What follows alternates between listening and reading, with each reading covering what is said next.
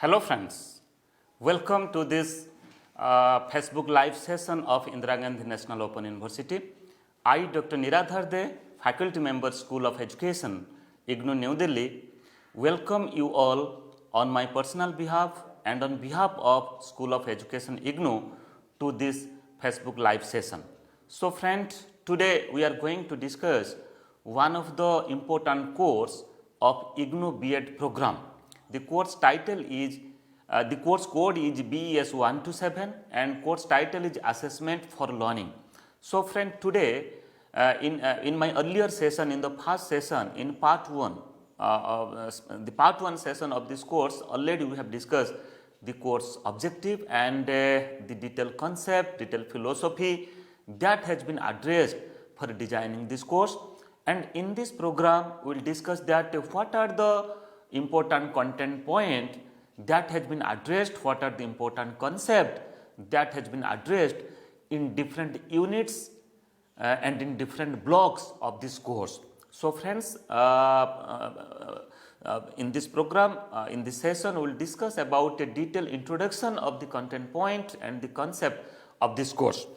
So friends, before discussing the design of the course structure and units, let me to just go through very briefly about some of the general aspect of the B.Ed program. As you know, Indira Gandhi National Open University has developed Bachelor of Education program as per the NCTE, National Council for Teacher Education Regulations 2014, which is the regulatory body of Indian teacher education program.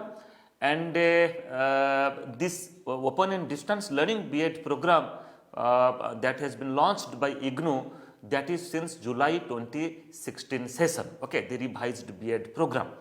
And you know, if you go through the very principle, the fundamental principle, the concept of NCT regulations, teacher education regulations to 2014, you will find that the teacher education curriculum may be at the diploma level, maybe at the bachelor level or at the master level, that has been developed as per the constructivist approach of teaching and learning process is concerned. So that's why friend, the ODL B.Ed program, which is developed by School of Education, IGNOU, and launched by IGNOU since July 2016 session, you will find that this program has developed as per the principle, as per the concept, as per the approach of constructivist. Okay, further we will discuss that what are the different approaches and content points that has been designed and that has been included as per the constructivist approach. Then further, you know, this program, the Bachelor of Education program, it prepares the teachers. This is a teacher education program. Okay, it provides you can say detailed training to the teacher.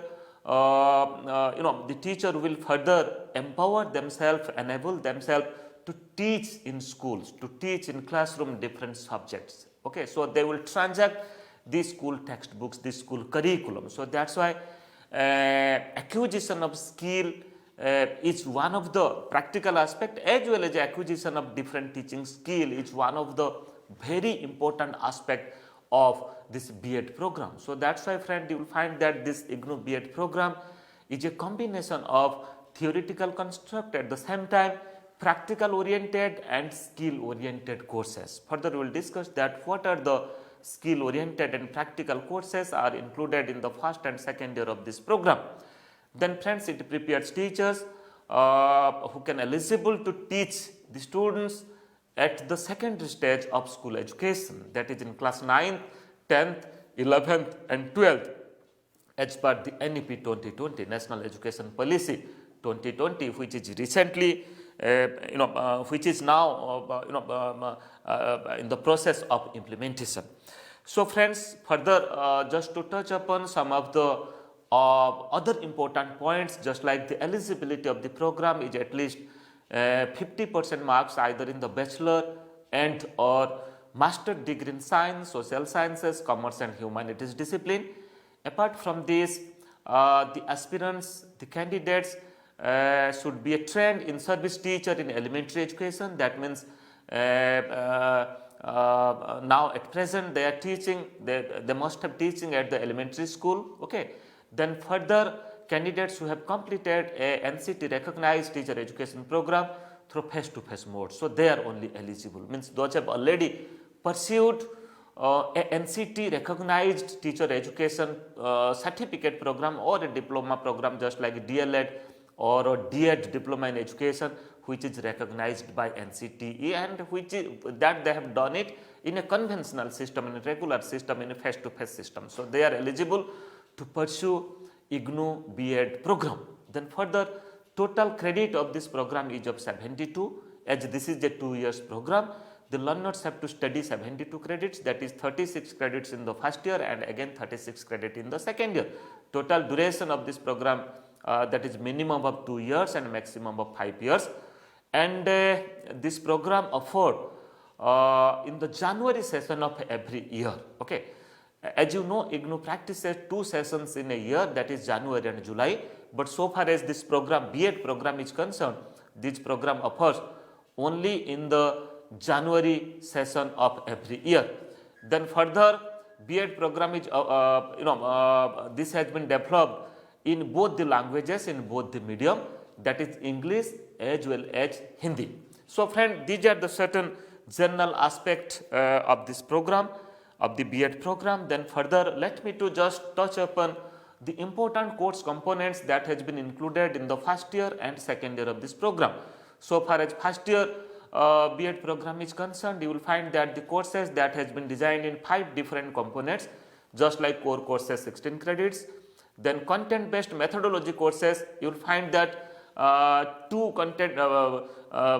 content based methodology courses that has been developed, that's called as the pedagogy courses, just like pedagogy of science, pedagogy of mathematics, pedagogy of social science, pedagogy of languages, that means pedagogy of English and pedagogy of Hindi. So what the learners will do, they have to select any 2 pedagogy courses, and each course is having 2 credit weightage. So they have to study 8 credits. Then further, so far as practical and skill based activities are concerned, courses are concerned, the learners, they have to study, they have to you can say pursue workshop 1, which will be conducted at the program study center level, that is 12 days face-to-face interaction, rigorous involvement in different activities, different practical activities, different skill based activities, that is at the study center level, that is of 4 credit weightage, which is compulsory in nature. Then the further, the learners will pursue 2 EPC courses, EPC 1 and 2, enhancing professional capacities, EPC 1 and EPC 2. This is also a skill based course. So what the learners will do, they have to pursue 2 courses of EPC, EPC 1 of 2 credit and EPC 2 is of 2 credit course. Then further, they have to engage themselves in internship. Okay, they will visit the school and they will engage themselves in different school based activities, what is going on in the school. So total 4 weeks, that means in 1 month in the first year of B.Ed program, they will engage themselves in the school based activities. Okay, and which is compulsory in nature, and total credit is of 4. So total, if I will include all the credits in 5 different components of the courses, they have to study 36 credits. And friends, in the second year of this program, again the learners will study 36 credits, that is from 5 different components of the courses, just like 4 core courses they have to study, which is total 12 credits. Then 1 optional course they have to study. A pool of optional courses are given, and among the optional courses they have to study 1 course, that is of 4 credit weightage. Then workshop 2, just like workshop 1 in the first year, here also 12 days face to face workshop they have to pursue. Okay, and which is compulsory in nature, and the credit weightage is of 4. Then EPC 3 and 4, enhancing professional capacities 3 and enhancing professional capacities 4.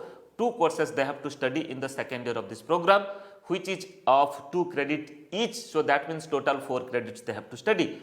And internship 2, again they have to spend, the learners, they have to go to different school and they have to engage themselves in teaching, observation and other school based activities. They will take the leadership to organize the activities, to assess the performance of the learners. At the same time, they will act just like a full-fledged teacher. They will develop the skills which is required to teach in a school and to involve themselves in different other activities, school-based activities, both in scholastic as well as in co-scholastic activities. So that's why complete 4 months internship that has been kept in the second year of this program, which is of 12 credit weightage. So total 36 credits they have to study in the second year of this program.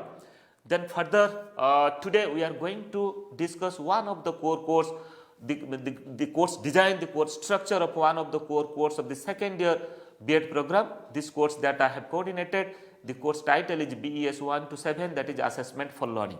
So friends, let me to just touch upon that what are the other courses that has been included under this core courses in second year of B.Ed program, that is BES-126, Knowledge and Curriculum is a 4 credit course, BES-127, Assessment for Learning is a 4 credit course, BES-128, that is Creating an Inclusive School, is a 2 credit course. Then BES-129, that is Gender, School and Society, is also a 2 credit course. So if you will include all these credit, then 12 credit core courses they have to study in the second year of this B.Ed program. And among these core courses, one course which is BES-127, this is the course code and course title Assessment for Learning. Today we will discuss, and further we will discuss that the detailed course structure, blocks and units that has been included in this course. So friends, as I have already said that this course has been designed in 4 different blocks, block 1, 2, 3 and 4, okay, which is available in IGNOU portal of IGNOU, Indira Gandhi National Open University website, IGNOU website, and you will also get the complete self-learning material in IGNOU Students app. Okay, so my request will be, if you have received the study material from your regional center or from MPDT, which is a dedicated division of IGNOU who develops this material and distribute this material, and if you have not received, please go through the IGNOU portal, you will get the soft copy of the material. Okay, very nicely we have developed this course in 4 different blocks, and this course will help you a lot, will make you empowered to understand the current concept of assessment, the constructivist approach that can be used in assessment, not only in teaching, rather in assessment. And this course will empower yourself to practice different assessment techniques, assessment methods, assessment tools for using it in your school, in your teaching, for assessing the performance of the learners, both in scholastic and co-scholastic areas. So friends, let us go forward to discuss about that the detailed design of this course. So I am not going through the detailed objectives, as this has been already discussed in my past program. So elaborately I have discussed about the objectives. So very briefly, if I will say that the constructivist approach of teaching learning, when we talk about the constructivist approach of teaching learning process, you will find that assessment is an integrated part, okay, of every teaching learning process. Every day when teachers face the students and engage themselves for transacting curriculum, for transacting a topic, you will find that teacher do many activities, okay, in the school. So earlier what we are doing, mostly we are engaging ourselves in a type of torment evaluation or torment examination, a type of summative assessment. But so far as the new concept, so far as the constructivist approach of teaching and learning and assessment is concerned, you will find that teachers' observation, formal and informal observation, teachers' engagement with the students, when the students are doing certain activities in the class, maybe within the group, maybe within the peer. Okay, so how that can be encased, how that can be observed, and the performance of the students, the engagement of the students, you can say the behavior of the students, both in the aspect of scholastic and co-scholastic, can be assessed. Okay, how authentic assessment practices can be conducted, by how varieties of tools and techniques can be used for assessing the performance of the learners, because the nature of topics are different. And so far as you will find that in an inclusive setting of school, in an inclusive setting of classroom, we are getting students from different backgrounds, from different socio-economic background, from different diverse background, from different language background, from different culture, from different tradition, from different belief, from different value system. So how to address that group of learners in teaching? At the same time, when everything is different, as a teacher, we are dealing the students, those are really different, and how to use different techniques for conducting, for assessing their performance both in scholastic and co-scholastic areas.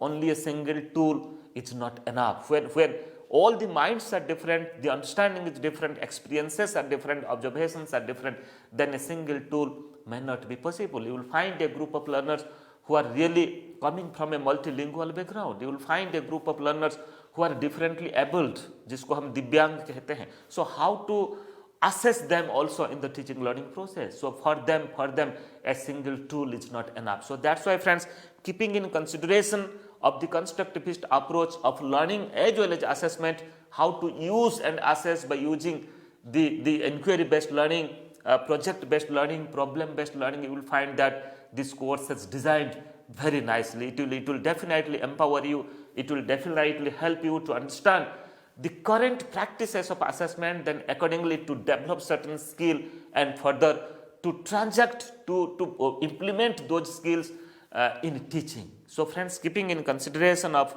all these objectives, you will find that this course has been developed, and further this course will also empower you how to use information communication technology, how to use different online assessment tool so far as teaching and learning process is concerned, so far as assessing performance of the learner is concerned.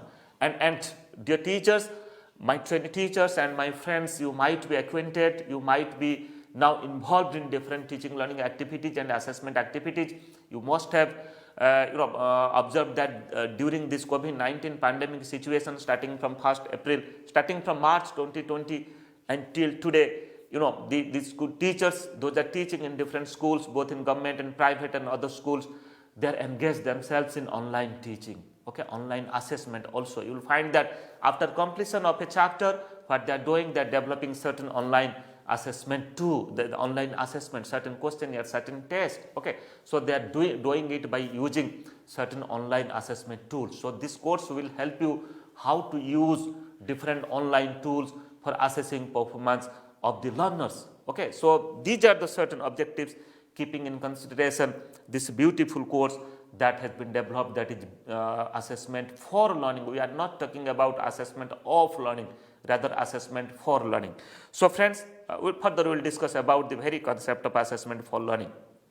Now let me to discuss about the course structure of this course, BES-127 assessment for learning. So friends, this course has been designed in 4 different blocks. That is block 1, block title is evaluation and teaching learning process. Block 2, that is techniques and tools of assessment and evaluation. Block 3 is learners evaluation. Then block 4 is analyzing and interpreting learners performance. So you will find that starting from the concept of evaluation, the constructivist concept of evaluation, as well as the earlier concept of evaluation, we have reached at how to analyze and interpret the performance of the students, the data, you can say the scores that the students have got from their course by using different tests. So how to analyze it quantitatively, at the same time qualitatively. So that has been addressed in different blocks. So friend, as this is a 4-credit course, this course has been designed in 4 different blocks and 17 different units. So further we will discuss that what are the different units that has been included in different blocks. So friends, now let us focus upon the first block. The first block title, that is evaluation in teaching learning process. Evaluation in teaching learning process. You will find that this block is designed in 4 different units. Unit 1, that is the title is concept and purpose of evaluation. Unit 2, that is perspectives of assessment. Unit 3, that is approaches to evaluation. Then Unit 4, that is issues, concerns and trends in assessment and evaluation. Friends, beautifully, you will find the content point that has been included that will help you a lot to understand the concept and purpose of evaluation that has been addressed in the first unit. So we talk about measurement, we talk about assessment, and we also talk about evaluation.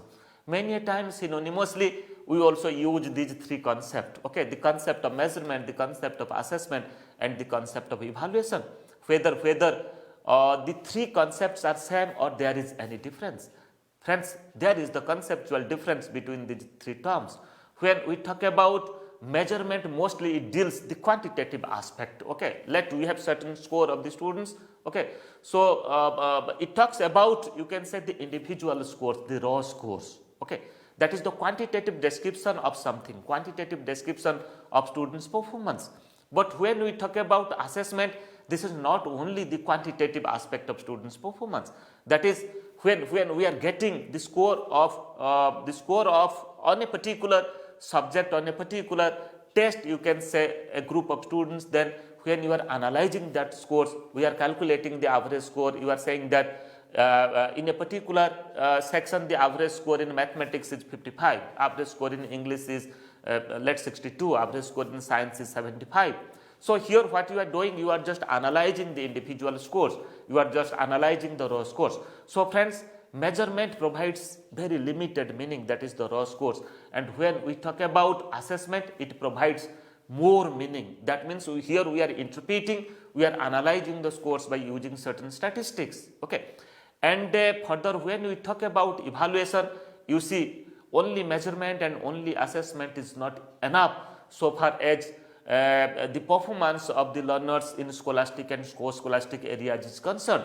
So that's why when we added value judgment with assessment or with measurement, then we can say that that is the concept of evaluation. That means qualitatively how the learner is doing. Okay, so in which aspect, in which area the learner is doing well, and what are the value system of the learners. Okay, so what we are doing that you can say within a group, you can also observe the certification, the certificate of the learners, that you will find that this has been mentioned that so far as life skill aspect is concerned, so far as different values is concerned, that how the behavior of the learner is. So friends, when we talk about evaluation, it includes the value judgment. Okay, a learner is doing well, he stood fast in the class, at the same time what are the other value pattern of that learner, value system of that learners. Okay, so that's why it includes the value judgment.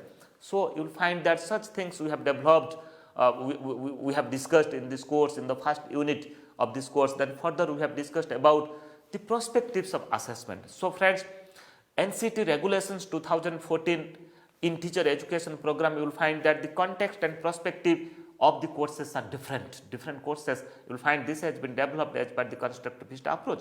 So when we talk about assessment, you will find that the concept and perspective of assessment as per the behavioristic approach of teaching and learning process, as per the cognitivist approach of teaching and learning process, as per the constructivist approach of teaching and learning process is concerned, teaching and the pedagogy is concerned. So friends, when we talk about behavioristic approach of teaching and learning, you will find that mostly a type of teacher-made test, mostly a type of summative test, a type of term and examination is given much importance. But when we talk about means the summative evaluation, which is mostly the teacher-centered, that is based upon the teacher-centered approach.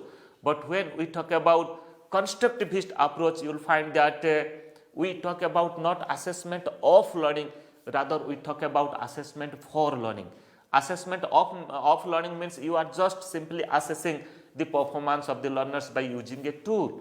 But when you use this concept assessment for learning, that means how assessment will help the learner for enhancing their learning, how you empower the learner that they will understand about their weak points, they will understand about their weaknesses in different topics, in different content point, in different subjects. Then accordingly, how they can understand that what are the different things, that what are the different aspects the learners he or she is supposed to do. Okay, so that's why here assessment will help the learner for engaging themselves, for enhancing new knowledge, for acquiring new knowledge, for getting new knowledge, for understanding new knowledge. That will lead the learners to know more and more. Okay, so that's why that will develop their understanding. But when we talk about, just like in the behavioristic approach or in the cognitivist approach is something different, that also more or less related with the constructivist approach. But when we talk about the behavioristic approach, you will find that is highly based upon a teacher-centric approach, not the student-centric approach. That focus upon the term and examination as summative types of assessment. But when we talk about assessment for learning, so that deals a continuous assessment. Students evaluation by teacher formally and informally, by observation, by interview, by using varieties of tools and techniques. Okay, and by engaging learners in peer activities, at the same time in group activities, peer assessment activities, group assessment activities, and other types of assessment, also by using the portfolio or e-portfolio. That is also another concept. Further, in unit 3, different approaches of evaluation that has been discussed. So far as the functions of assessment and evaluation is concerned, we can say that assessment is of 4 types: formative placement assessment, formative assessment, diagnostic assessment, and you can say summative assessment. So the assessment techniques that we use before induction to a program, before starting of the instructional process, we call it is the placement assessment. And after inducting to the system, after taking admission to a system, the teaching learning process and assessment that is conducted, that's called as the formative assessment. And when we identify certain learning difficulties of the learners, then accordingly when we engage certain technique, we follow certain technique to know the causes of the learning difficulties of the learners, and accordingly we provide certain remedial measures, certain remedial treatment, certain remedial teaching. That is the part of diagnostic evaluation. And further, after completion of the total instruction, when we conduct a type of test, that may be annual test, that may be a semester end examination, which is called as a summative types of evaluation. So friends, this course will help you a lot. The purpose of conducting different types of tests in an academic session, that starting from a placement to summative. Okay. Then further, you will also acquaint yourself to understand the types of evaluation so far as the nature of reference is concerned. That may be a norm-reference test, and that may be a criterion reference test. The concept of a norm-reference test and the concept of a criterion reference test. Okay. So when you can say a norm-reference test, when we compare the students' performance or students' position in a well-defined known group, that can be done by a norm reference test. And when we compare, when you consider performance of the students in a well-defined learning task, I'm not saying here the group learning task, that can be done by a criterion reference test. So here certain criteria will be developed. So friends, if you will go through, when you will go through these units, you will find that how lucidly this has been explained, this has been elaborated with suitable illustrations and examples. Then the unit 4 will help you to understand a type of to understand the concept, just like the issues and concerns and trends in assessment and evaluation. So what are the new concepts, just like open book examination, just like online examination, question bank, semester and examination, portfolio and e-portfolio, how to use e-portfolio as one of the assessment tool for assessing scholastic and co-scholastic abilities of the learners. You will find that beautifully this has been discussed and which is highly used, and you will also involve yourself to understand about the choice based credit system, CBCS. Okay, so how the assessment strategies should be implemented, should be designed as per the choice based system curriculum, CBCS system curriculum is concerned. Further friends, let us go to discuss about the second block. Second block, that is the block title is techniques and tools of assessment and evaluation. So 4 units that has been included in this block.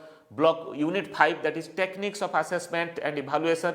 Unit 6, that is criteria of a good tool. Unit 7, that is tools for assessment and evaluation.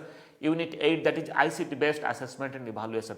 So friends, this block will provide you an understanding about different tools and techniques. So friends, I was talking earlier that a single tool, a single test, a single technique is not enough, okay, for assessing the performance of the learners so far as the scholastic and co-scholastic abilities is concerned. So that's why varieties of tools, it may be achievement test, it may be aptitude test, it may be intelligence test, it may be a type of rating scale, it may be a type of checklist, it may be for preparing a type of observation schedule, a type of interview schedule. Okay, so how to do this, what are the system, what are the precautions we supposed to maintain for developing certain tools and for using certain tools, and what are the criteria of a good tool. So to which tool we will say that this is a good tool. So criteria of a tool, if you go through the unit 6 of this tool, I personally have written this unit. You will find that the concept of reliability, the concept of validity, how to establish the reliability and validity when you prepare a tool, what is a teacher made tool and what is a standardized tool. For school based activities, for using in the school, what are the different tools can be used, okay, how to develop, how to standardize the tool, how to establish the reliability and validity, okay. So that is also another important aspect, important content point of this course. Then further, when you come to discuss, come to study unit 8, that is ICT based assessment and evaluation, how to use information communication technology in ICT, how to interpret the data by using ICT, how to prepare, how to make different types of figures, different types of graphs. It may be a pie chart, it may be a histogram, it may be a cumulative frequency curve, it may be a you can say other types of figures, other types of graphs also for analyzing the performance of the students, for analyzing you can say the students course. So this block will provide you a detailed understanding about what is a tool, what is a techniques, how to use it, how to develop it, and contextually how to use it as a teacher in your class, keeping in consideration of the nature of the topic, nature of the subject, how you will use it. Further, block 3, the title of block 3 is learners evaluation, and here you will engage yourself studying for units, unit 9, 10, 11 and 12, that is unit 9 teacher made achievement test, unit 10 commonly used test in schools, then unit 11 identification of learning gaps and corrective measures. I have personally I have written this unit. Then unit 12, that is continuous and comprehensive evaluation. So friends, when you are preparing a test, a tool for measuring performance of your students in your class, being a teacher, you might be developing essay types of test or a type of objective types of test. So how to develop it, how to write items so far as matching types of item is concerned, so far as fill in the blanks, so far as the recall types of question is concerned, so far as the recognition types of question is concerned, what precautions one supposed to follow for writing, for developing items for a tool. Then further, how to identify the learning gaps of the learners and how to provide the corrective measures.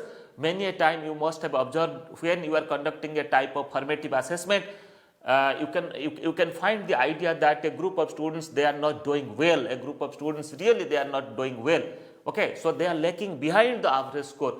So then what you have to do, how to find out that what are the causes for these learning difficulties, then how to conduct a type of action research for knowing the learning difficulties, knowing the causes of these learning difficulties, then how to address those difficulties, how to overcome those difficulties, how to provide corrective measures, okay.